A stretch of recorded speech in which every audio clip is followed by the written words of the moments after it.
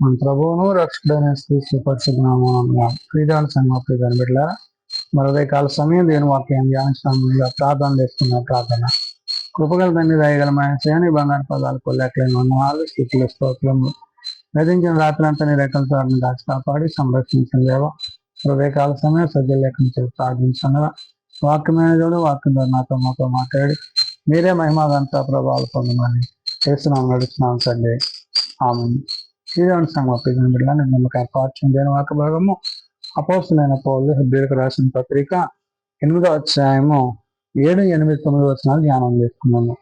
అపోస్తులైన పౌలు హెబ్రీయులకు రాసిన పత్రిక 8వ అధ్యాయము 7, 8, 9 వచనంలో ఈ విధంగా రాబడినవి.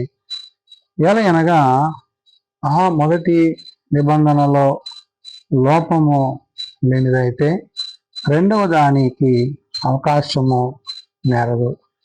పౌలు భక్తుడు హెబ్రీ సంఘానికి పత్రిక రాస్తూ కొత్త నిబంధన యొక్క ఆవశ్యకతను గుర్తు చేస్తున్నాడు. అంటే దేవుడు కొత్త నిబంధనకు గుర్తుగా యేసుక్రీస్తు ప్రభువారిని అనగా తండ్రి యొక్క కుమారుని లోకానికి ఆయన పంపించాడు. పాపంలో ఉన్న మానవులను రక్షించడానికి, మరణంలో ఉన్న మనలను సజీవులుగా చేయడానికి, ఆ నిత్య జీవాన్ని పొందుకోవడానికి దేవుడు తన కుమారుని యొక్క సహాయాన్ని అనుగ్రహించారు. అదే విషయాన్ని ఇక్కడ పౌలు ప్రస్తావిస్తూ అనగా మొదటి నిబంధన లోపము లేనిదైతే అంటున్నాడు. అంటే దానిలో ఉన్న పొరపాట్లు, దానిలో ఉన్న సర్దుబాట్లను సరిచేసి దేవుడు ఏం చేశాడంట, రెండవ దానికి అవకాశం నేరదు అంటున్నాడు. అంటే దేవుడు రెండవ దాన్ని ఎందుకు ప్రవేశపెట్టాడంటే ఆది తల్లిదండ్రులు చేసిన అతిక్రమాల పాపాల వల్ల మరి మరణం మానవుని మీద ఏలుబడి చేస్తుంది కాబట్టి ఆ మరణాన్ని నుండి, పాపం నుండి మనిషిని విడిపించడానికి యేసుక్రీస్తు ప్రభువారి లోకానికి రావడం వచ్చింది. అంటే ఆది తల్లిదండ్రులు పాపము చేయకపోతే ఈ రెండవ నిబంధన ఆవశ్యకత ఉండేది కాదు. కాబట్టి ఎప్పుడైతే పాపం చేసి దేవుని ఆజ్ఞను అతిక్రమించారో అందు నిమిత్తము తండ్రి ఆ రెండవ నిబంధనను గుర్తుగా తన కుమారుని లోకానికి పంపించారు. అందుకనే పౌలు అంటున్నాడు, అయితే ఆయన ఆక్షేపించి వారితో ఇలాగా చెబుతున్నాడు అన్నాడు. అంటే దేవుని యొక్క చిత్తంలో, దేవుని యొక్క ఉద్దేశంలో, దేవుని యొక్క ఆలోచనలో ఒక ఉన్నతమైన కార్యాన్ని దేవుడు చేశాడు. అదేంటంట, ప్రభు ఇట్లా నేను ఇదిగో ఒక కాలం వచ్చుచున్నది, అప్పటిలో ఇశ్రాయేలీల ఇంటి వారితోనూ యూదా ఇంటి వారితోనూ నేను క్రొత్త నిబంధన చేయదును అంటున్నాడు. అంటే దేవుడు ఒక కార్యాన్ని, ఒక ఉద్దేశాన్ని, ఒక ఆలోచనను ఆయన కలిగి ఉన్నారు. ఏంటి ఆలోచన అంటే కొత్త నిబంధన అనగా దేవుడు న్యూ కావనెంట్ లో మనం తీసుకుపోతున్నాడు. ఎలాగా అంటే తన కుమారుని ద్వారా మనకి ఏదైతే ఆయన రక్షణ ఇవ్వబోతున్నారో ఆ రక్షణ విషయంలో మనమందరమును కూడా నీతిమంతులుగా తీర్చబడతాం. దాని నిమిత్తం అంటున్నాడు, ప్రభు ఇట్లనను అంటున్నాడు. అంటే ప్రభు అనగా యేసుక్రీస్తు ప్రభువారు అని చెప్తున్న మాట ఏంటి, ఇదిగో ఒక కాలం వచ్చుతున్నది అంటున్నాడు. అంటే ప్రభు రాకడను గురించి, ప్రభు యొక్క కార్యాన్ని గురించి తండ్రి ముందుగానే తెలియజేసి చెప్తూ అప్పటిలో ఇశ్రాయేలీయుల ఇంటి వారితోనూ అంటాడు. అంటే ఆనాడు పాత నిబంధన కాలంలో దేవుడు ఏదైతే వారికి చూపించి వారిని నడిపించాడో వారు ఆ సమయంలో ఆయనతో నడవక, వారు ఆయనతో జీవించక, వారు తమ ఇష్టానుసారంగా జీవించారు కాబట్టి వారు అందుకనే వాగ్దాన భూమిలో దేవుని యొక్క చిత్తంలో వారు ప్రవేశించలేకపోయారు. కాబట్టి ఇక్కడ ఏమంటున్నాడు, అప్పటిలో ఇశ్రాయేలీయుల ఇంటి వారితో యూదా ఇంటి వారితోనూ నేను క్రొత్త నిబంధన చేయదును అంటున్నాడు. కాబట్టి ఇక్కడ ఈ క్రొత్త నిబంధన దేవుడు తన కుటుంబాలతో, తన బిడ్డలతో ఆయన చేయబోయేది. ఇది నిత్యము ఉండేది, నిత్య నివాసముతో మనము ఆయన యొక్క సన్నిధిలో సదాకాలం ఉండేదనే విషయాన్ని ఇక్కడ పౌలు గుర్తు చేస్తూ, అది నేను ఐగుప్తు దేశములో నుండి వీరి పితరులను వెలుపలికి రప్పించుటకై వారి చెయ్యి పట్టుకొనిన దినమున వారితో చేసిన నిబంధన వంటిది కాదు. అంటే నేను ఎంతో ప్రేమించి వారి పట్ల దయ చూపించి వారిని ఆ యొక్క పరిస్థితులు, వారున్న పరిస్థితుల నుంచి వారిని తప్పించి వారిని కాపాడితే వాళ్ళు ఏం చేశారు, తిరిగి నా మీద తిరుగుబాటు చేశారు. కాబట్టి అటువంటి పరిస్థితులు కాదువి. అంటే ఏంటి, దేవుడు తన కుమారుని ద్వారా చేయబోతున్న యొక్క కొత్త నిబంధన యొక్క ఉద్దేశం ఏంటంటే ప్రతి మానవుని మీద ఉన్న పాపాన్ని, ప్రతి మానవుని మీద ఉన్న శోధనను, ఆయన ఫలయించి ఆయన నీతిని మనకి ధరింపచేయను కాబట్టి అది అంటున్నాడు ఆయన.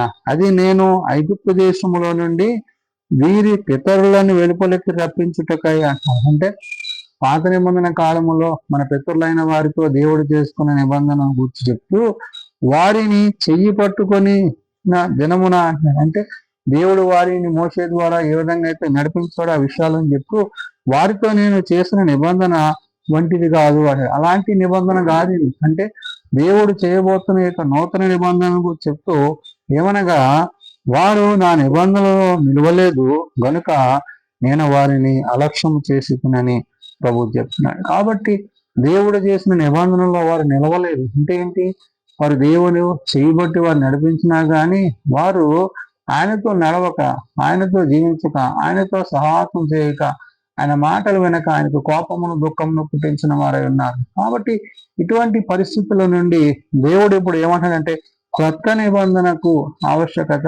కొత్త నిబంధన అంటే తండ్రికి మానవునికి మధ్య ఆయన కుమారుని క్రీస్తును ఆయన రానిచ్చి ఉన్నాడు, ఆయన పిలిచి ఉన్నాడు, ఆయన పంపించి ఉన్నాడు. దాన్ని బట్టి నేడు క్రీస్తుని బట్టి, క్రీస్తు ప్రేమను బట్టి, క్రీస్తు చూపిన కృపను బట్టి మనం ఏమవుతున్నామంటే నూతన పరచబడుతున్నాము. అంటే ఏ మానవుని మీద అయితే పాపం ఏలుబడి చేస్తుందో ఆ మానవుని మీద ఉన్న పాపాన్ని తొలగించడానికి తండ్రి తన కుమారుని ద్వారా ఆ మరణాన్ని నుండి విడిపించడానికి ఆయన నూతన కార్యాన్ని, నూతన నిబంధనను సిద్ధపరిచాడు. కాబట్టి ఇప్పుడు ఆయన ఏ పాపము లేని వాడు కాబట్టి ఆయన వచ్చి మన నిమిత్తం, మన పాపముల నిమిత్తము, మనం చేసిన అతిక్రమముల నిమిత్తము ఆయన శిక్షను అనుభవించి, ఆయన శ్రమను అనుభవించి మనందరి కొరకు ఆయన తన ప్రాణాన్ని అర్పించారు. కాబట్టి యేసుక్రీస్తు ప్రభువారు చేసిన ఈ గొప్ప యాగాన్ని, ఈ శిలువ యాగాన్ని బట్టి మనం ఏమవుతున్నామంటే ఆయన రక్తంలో కడగబడ్డవారమై, ఆయన శరీరంతో ఏర్పరచబడ్డవారమై, మరణముల నుండి తిరిగి లేచిన క్రీస్తుని కలిగిన వారమై, ఎవరైతే క్రీస్తునందు విశ్వాసం ఉంచుతారో వారందరూ కూడా ఆయన బిడ్డలుగా, ఆయన కుమారులుగా, ఆయన కుమార్తెలుగా తీర్చబడతారు. కాబట్టి ఇక్కడ పౌలు మహాశయుడు చెప్తున్న మాట ఏంటంటే దేవుడు మనలను ఆయనతో అనగా ప్రభుతో, పరిశుద్ధాత్మతో, తండ్రితో నిత్యత్వము జీవించగలిగిన స్థితిని ఆయన ఇచ్చినాడు. కాబట్టి ఏది మేలని దేవుడు తలంచాడో ఆ కలిగిన దాని విషయంలో, దేవుడు మనకు అనుగ్రహించిన దాని విషయంలో ఏమాత్రము అలక్ష్యము చేయక ఆయన కొరకు, ఆయన రాజ్యము కొరకు ఎదురు చూచేవారుగా ఉండాలి. కాబట్టి పాపమును జయించి, మరణమును జయించి దేవుడు తన నీతిని మనకు దయచేస్తున్నాడు. కాబట్టి నేడు క్రీస్తునందు విశ్వాసం నుంచి ప్రతి వాడు కూడా ఆ రక్షణ కార్యాన్ని పొందుకుంటాడు. కాబట్టి ఎవరైతే మా అక్రమాల పాపములను దేవుని యొక్క ఒప్పుకుంటారో, ఆ ఒప్పుకుని వాటిని విడిచిపెడతారో వారు ఆ నిత్యరాజ్యానికి వారసులు అవుతారు. ఈ కొత్త నిబంధనకు వారిని పొందుకునే వారుగా ఉంటారు. కాబట్టి పౌలు చెప్తున్న మాటని బట్టి మనం చేయవలసింది ఏంటంటే యేసుక్రీస్తునందు విశ్వాసం వచ్చట ద్వారా, ఆయన చూపిన మార్గంలో మనం నడుచట ద్వారా ఆయన నేనే మార్గంలో, సత్యంలో, జీవంలో ఆయన తెలియజేస్తున్నారు. కాబట్టి ఎవరైతే ప్రభువుని బట్టి, పరిశుద్ధాత్మను బట్టి తమను తాము సిద్ధపరుచుకుంటారో వారు నిత్యరాజ్యములో ఆయనతో ఉంటారు. ఆయన ఎలాగైతే మరణించి తిరిగి లేచారో వారిను కూడా ఆ మరణాన్ని గెలిచి ఆయనతో పాటు ఆయన రాజ్యములో సదాకాలము జీవించే వారంటారని పరిశుద్ధాత్మ దేవుడు భక్తుడైన పౌలు ద్వారా తెలియజేస్తున్న మాటలు ప్రార్థన చేసుకున్నాం.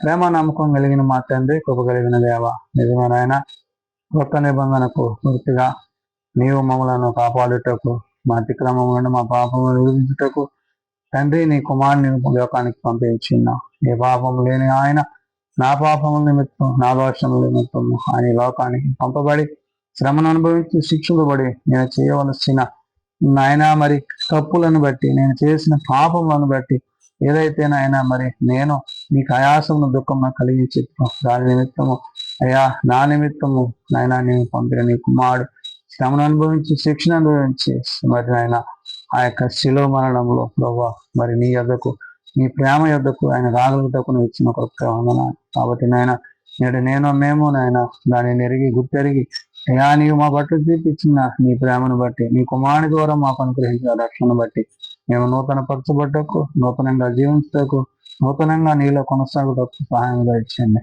నాయన మరి పాత నిబంధన కాలం ముందు నాయన నీవు వారిని చేపట్టి నడిపించినప్పుడు వారు నిన్ను విడిచి వారు జీవించున్నారు. కాబట్టి నాయన నేడు నీవు సెలవిస్తున్న మాట, ఇదిగో నేను కొత్త నిబంధనకు గుర్తుగా ఉన్నానని నీవు సెలవిస్తున్నావు. కాబట్టి నాయన నీతో జీవించే ధన్యత, యోగ్యత మా అందరికీ ఇచ్చేయండి. బలహీనలను బలపరచువాడు, రోగులను స్వస్థపరచువాడు, హాస్పిటల్స్ దేనిలో వద్ద పడి ఉన్న వారిని లేవనెత్తువాడు. ఎవరైతే నైనా ప్రార్థన వసతులు కలిగి ఉన్నారో అటు వారిని జ్ఞాపకం చేసుకోండి. చిన్న బిడ్డలు, యవనులు, పెద్దలు, వృద్ధులు ప్రతి వారి ప్రార్థన అవసరంలో సహాయం దయచేయండి. ఏ ఒక్కరు నశించగలిగితే అందరూ మారు మనసు కలిగి పాప క్షమాపణ కలిగి ఈ నిత్యరాజ్యంలో నీతో యుగాలు జీవించగలందరూ కట్టి దయచేయమని, నేను పరిచర్యలో సేవలో నీ సన్నిధి పొరపాటు నీ తోడు దయచేయమని ఏ సొంతం ప్రార్థించి వేడుకొంచున్నాం తండ్రి. ఆమేన్. పరలోకమందున మా తండ్రి, నీ నామం పరిశుద్ధపరచబడగాక, నీ రాజ్యం వచ్చుగాక, నీ చిత్తం పరలోకమందు నెరవేర్చినట్లు భూమి మీద నెరవేరుగాక. మానవ నానుడు మాకు దయచేయము. పాపం చేసిన వాడిని మేము క్షమించిన ప్రకారం మా ప్రాణం క్షమించము. శోధంలో ప్రకాశం తప్పించము. రాజ్యము, శక్తి, మహిమ నిరంతరము నీవేను తండ్రి. ఆమేన్. మన పరమ తండ్రి అయిన దేవుని ప్రేమ, ప్రభువైన యేసుక్రీస్తు కృప, ఆదరణకర్త అయిన పరిశుద్ధ ఆత్మ సహాయము సదా తోడేండి సంరక్షించును గాక. ఆమేన్.